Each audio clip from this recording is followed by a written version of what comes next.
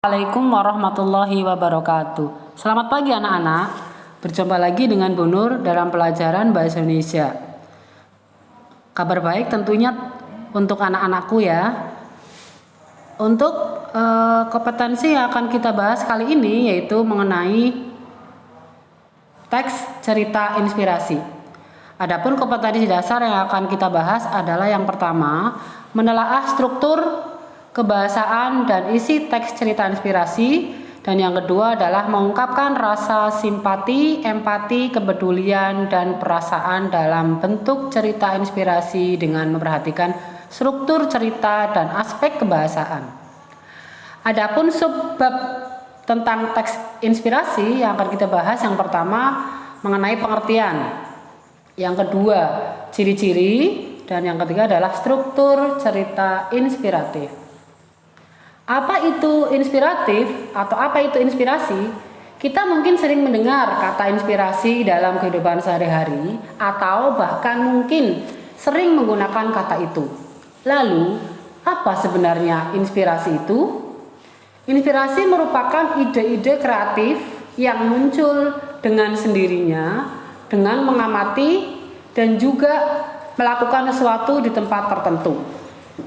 Adanya inspirasi memberikan manfaat bagi manusia sehingga membuka pikiran dalam bentuk ide, kemampuan saat gagasan yang muncul yang baru.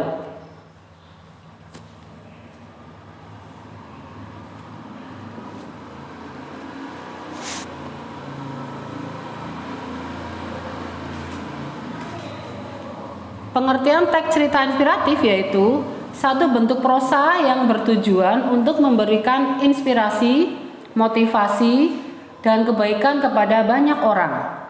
Cerita inspirasi biasanya berdasarkan pengalaman seseorang, kemudian diceritakan kembali dalam bentuk prosa. Prosa yaitu karya sastra berupa cerita atau narasi. Jadi, teks inspirasi adalah satu jenis dengan teks cerpen.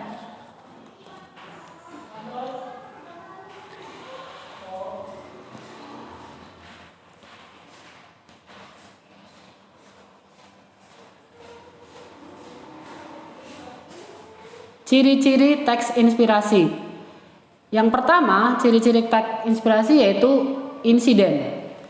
Terdapat insiden dalam cerita yang menimbulkan perenungan atau interpretasi ketika membaca. Ciri yang kedua yaitu alurnya sederhana dan hanya menceritakan satu insiden, sama halnya dengan cerpen. Ciri yang keempat, berisi pelajaran yang dapat dipetik oleh pembaca, yaitu berupa nilai moral atau pesan moral. Ciri yang keempat, isi cerita cenderung singkat dan pendek. Beda dengan cerpen yang bisa mencapai 10.000 kata atau sampai dengan 10 halaman. Sedangkan teks inspiratif itu hanya terdiri 1 sampai dengan 3 halaman. Yang terakhir, struktur.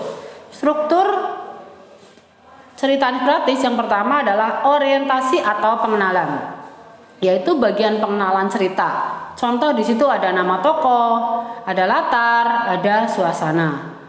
Struktur yang kedua yaitu insiden atau kejadian. Bagian yang menceritakan peristiwa atau kejadian yang dialami tokoh. Atau insiden kejadian itu adalah merupakan inti dari teks inspirasi. Struktur yang ketiga yaitu interpretasi atau perenungan. Bagian perenungan dari peristiwa yang dialami oleh tokoh, yaitu perenungan bisa merupakan inspirasi motivasi atau kebaikan untuk melakukan kebaikan yang terdapat dalam cerita inspirasi tersebut.